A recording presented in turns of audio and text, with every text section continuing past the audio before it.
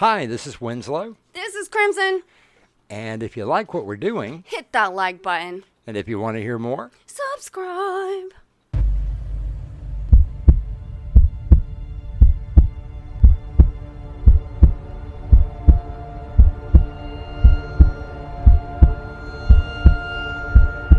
With this key, you unlock the world to your dreams. What lies beyond could be the doorway to nightmare.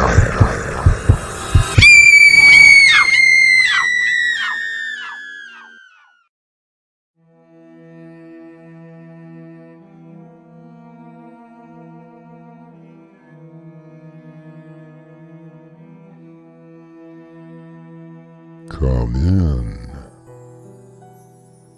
Welcome. I'm your host through the doorway to nightmare. The scariest monsters are the ones that lurk within our souls, wrote Edgar Allan Poe.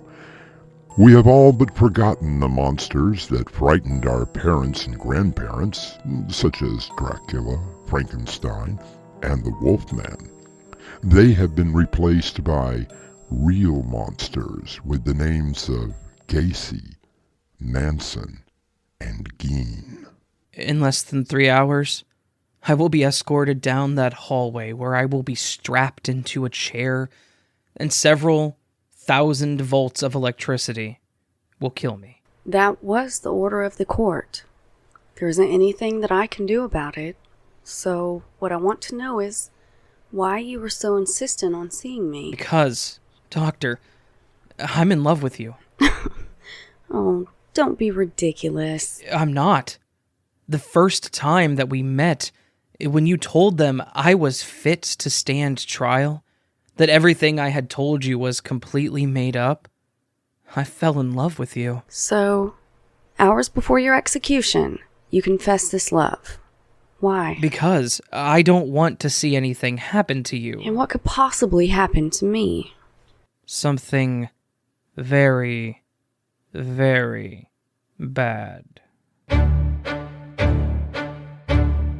Our mystery drama, The Confession, was written especially for Doorway to Nightmare by Winslow Swan and edited by Crimson McKenzie.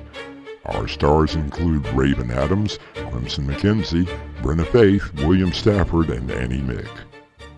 It is sponsored in part by Swanage Press. I'll be back shortly with Act 1.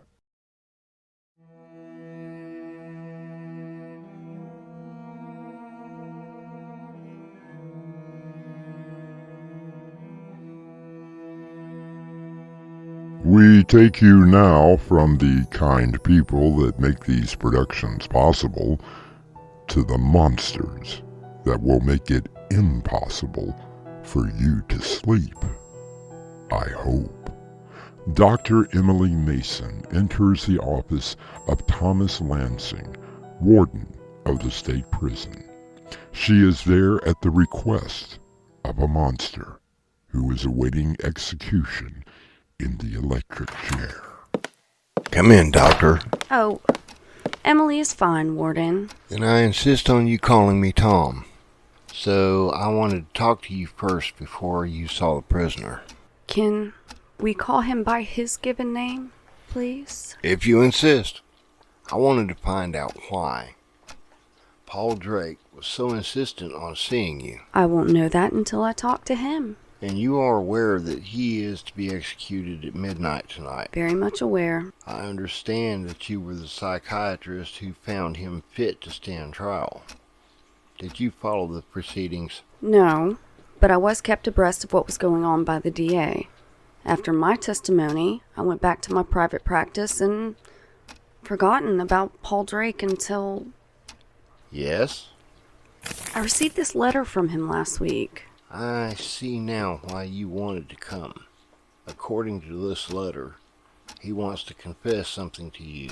The DA always thought that there were other victims. Perhaps Paul is ready to show us where they are to give closure to the family. I must confess that I am not comfortable with you seeing him alone. However, Against my better judgment, we have a private room for you to meet Mr. Drake. Naturally, we will be monitoring the interview. I understand. I hope so. This man, Paul Drake, is one of the coolest killers that I've ever met in my life.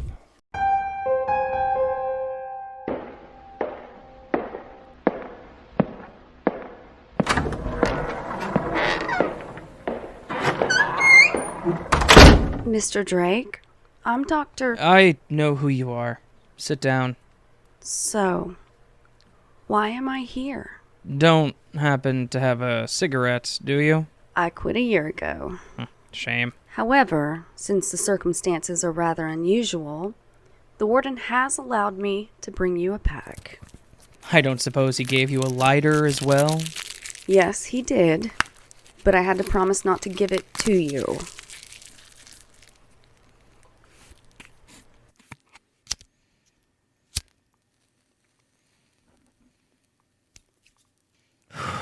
Nice. Calming. You don't seem overly excited. Because I already know what's going to happen. In a little over 2 hours, I will be escorted down the hallway to a very special room.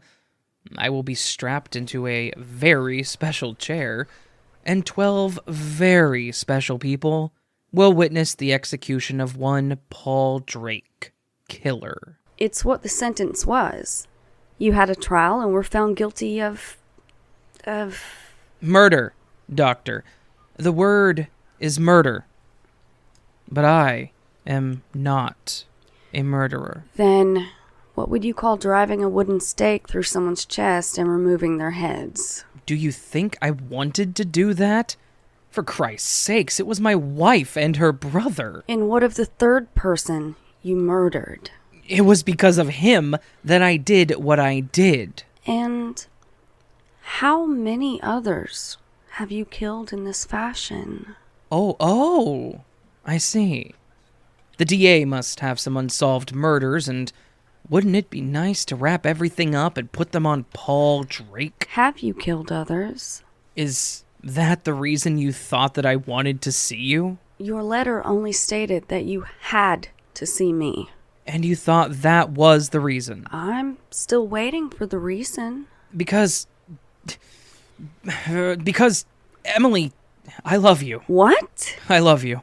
I fell in love with you at that very first meeting. What? Why are you telling me this now? Because I don't want anything to happen to you. What do you think is going to happen? Tonight, after my execution, there is going to be a bloodbath. And no one will be able to stop it.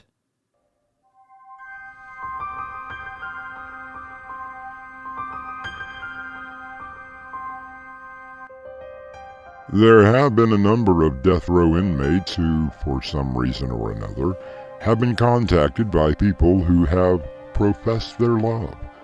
Prison marriages happen all of the time, but I don't recall one that happened a mere 2 hours before an execution. I'll return shortly with Act 2.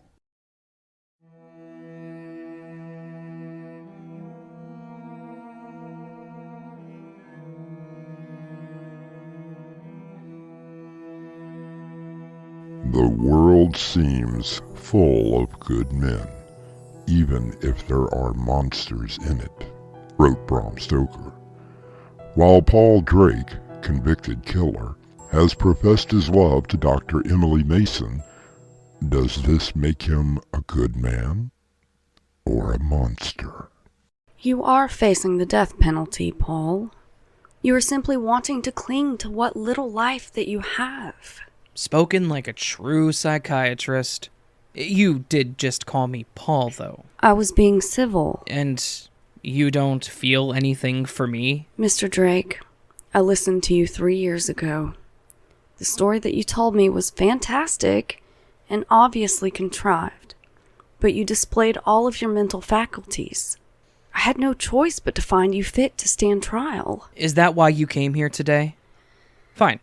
Then let me tell you the story again. And what of this proof that you talked about in your letter? Did you bring the crime scene photos? And the ones from the medical examiner? It took some doing, but the DA agreed. After I'm finished telling you my story again, you will have your proof. All right, Paul. Tell me again why you murdered 3 people. Because they were vampires. You can see that I am not laughing. And I'm not trying to be funny. Vampires. Oh, really, Mr. Drake? Can't you do a little better than that? I tell you, Doctor, that witches exist, that warlocks exist, and yes, vampires do exist. They are among us, working and feeding, which is why I had to drive a stake through the heart of my wife, her brother, and that other man. That would kill anyone, Paul, as well as cutting off their heads. If the police had not shown up when they did, you would have burned those bodies as well. It had to be done. Burning the remains is the only way to ensure that they wouldn't come back. I don't think that you're going to have to worry about them coming back anytime soon. Are you so sure? What happened to the bodies after they were taken away? I assume that your wife and brother-in-law were buried in the cemetery near your home. The other man was probably kept in storage until family could be found to claim him. He was never claimed, and his body was never buried. And how do you know this? I have my sources. And how do you know that they were vampires? I thought you didn't believe me. Humor me, Paul. All right. My wife met this man, this Lance something or other, at the diner where she worked. That is where it all started.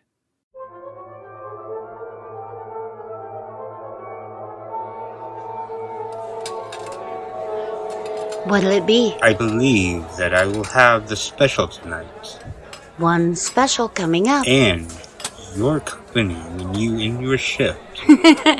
That's a new one. Oh, I'm very serious. Yeah, aren't you all? Look, I don't date the customers. Besides, you see the ring?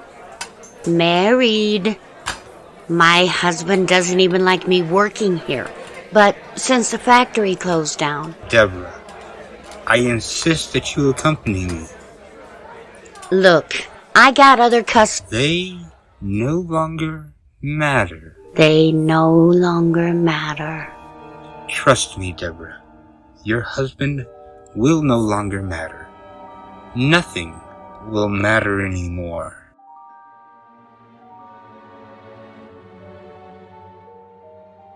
Her brother was staying with us. I found out a week later that she had quit her job. She was seeing this Lance character every night. Her brother slept all day, and then both of them would disappear. It was then that I found out what they had become. Paul? Paul! Wake up! What is it?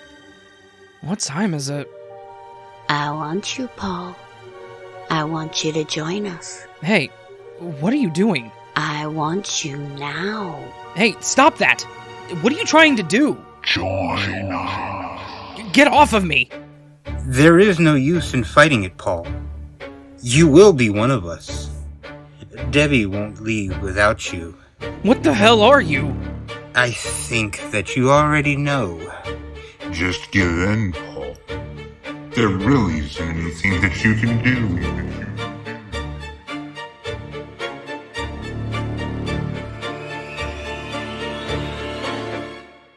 And that was when you killed them? I was ready for them. I had followed Debbie one night and saw... Lord, I saw Lance bite her, drink her blood. I was ready. I made the stakes. I surprised them. I'd cut their heads off when the police burst in. Your neighbor had heard someone screaming and had called them. But don't you see? I didn't get the chance to burn them. They were buried with their heads. The ME removed the stakes. They came back. You spoke of proof, Paul. Where is your proof? Look at the photos. Look closely at the faces of Debbie, her brother, and Lance. Okay. What am I supposed to see? But don't they look familiar to you? I thought that vampires couldn't be photographed. There are a lot of myths, mostly due to all the films and TV shows, as well as the books, Stoker came closest with Dracula. And that was more of a love story than horror. Why do you say that? Dracula wanted Mina Harker. Lucy Westenra was only a means to an end. And the part about turning into bats? Oh, another myth. However, they cannot go out into the sunlight. And they need the blood of living humans to sustain themselves. That part is very, very true. So why do you think I should see something in the photos? Look close. This one. My wife. She is now the secretary to the warden. This one, my brother-in-law, is the guard that escorted you here. And this one, Lance, is the warden now. I really don't see... Okay then, where is all of the blood? Blood? Well, if you drive a wooden stake into the heart of someone, there's going to be an awful lot of blood, correct? Those pictures show only the bodies on the floor. So where's the blood splatter? Paul, if you drive a stake into anyone's heart, it's going to stop the blood flow.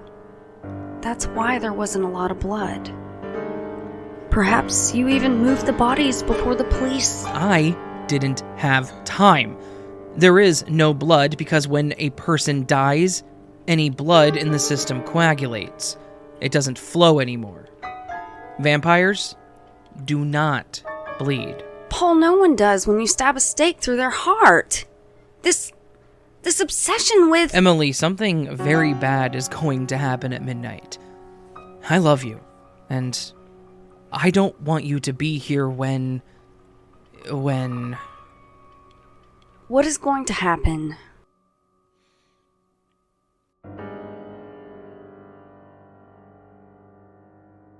According to Nietzsche, whoever fights monsters should see to it that in the process, he does not become a monster. And if you gaze long enough into an abyss, the abyss will gaze back into you. Paul Drake fought back and is now paying the price. I'll be back shortly with Act 3.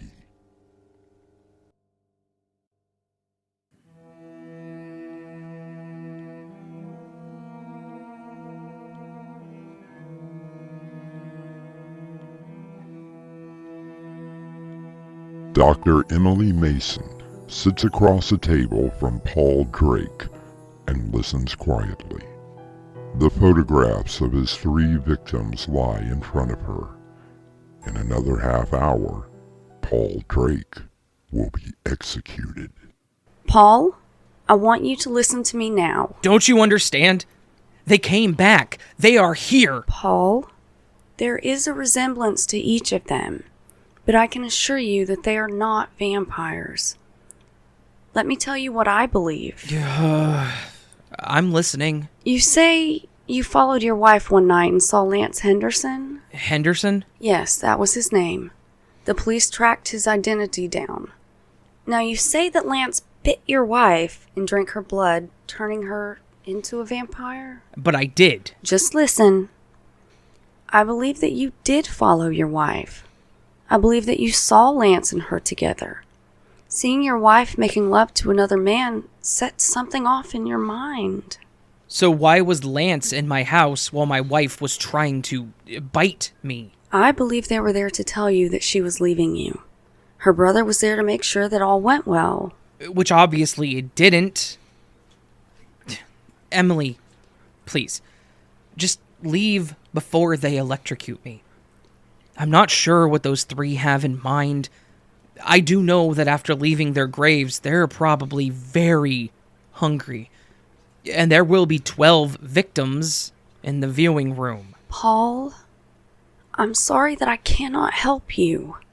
While I am not a religious person, I will pray for you. Just promise me that you will take a close look at the 3 people that I told you about. I will, Paul. Goodbye.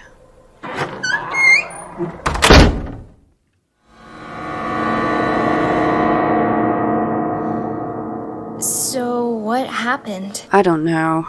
I left before the execution. Do you think that he was telling the truth? About the vampires, I mean. I know that he was. How do you know? Because of what happened. You see, I watched the news after the execution. Something did go wrong. There was a fire and everyone burned alive. That's horrible. At least that's what was reported. Obviously, they could not reveal the real story. Haven't you finished yet? I was just finishing. Cheryl, I would like you to meet my husband, Paul. Not Paul Drake. That would be impossible. You still haven't told her, have you? Patience, my love. You see, Cheryl, Debbie really wanted her husband to join them. They planned it out very carefully. Planned what? They had been feeding on me until I finally turned. So you see, Cheryl, Paul was already dead. However, he was very hungry. 12 people, 12 meals, 3 for each of us. Of course, we can't have a world full of vampires. What would we feed on then? Paul, I'm getting really hungry. I'm so glad that we met, Cheryl. I'll be missed. Too many people know me. I could get you victims. Oh, we like to refer to them as donors. We would only take a small amount from you. You would forget about it. However, I found Emily and turned her just the other day. So, as you can see, she is very, very hungry.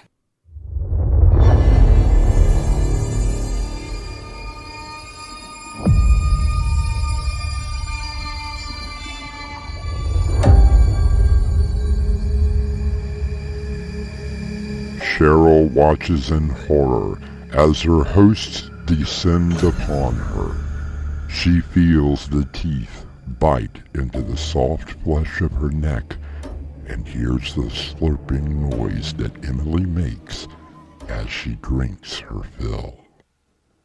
I'll be back shortly.